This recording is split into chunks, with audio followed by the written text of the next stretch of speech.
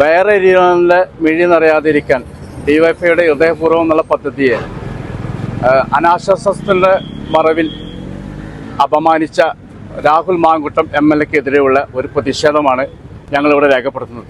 നടുവത്ത് ഡിവൈഎഫ്ഐയും CPM-ന്റെ committee അടക്കമുള്ള ആളുകൾ ഇവിടുത്തെ ജനസമൂഹവും ഉള്ള ആ പ്രതിഷേധത്തിന് രേഖപ്പെടുത്തിക്കൊണ്ട് ഒന്ന് നമ്മൾ ഡിവൈഎഫ്ഐ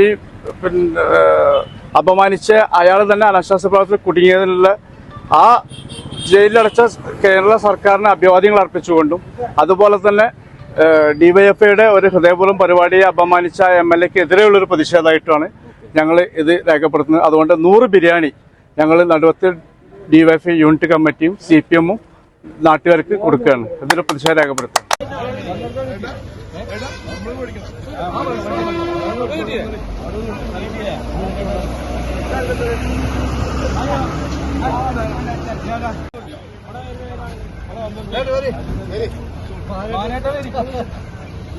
ബിരിയാണി വാങ്ങിക്കോളി.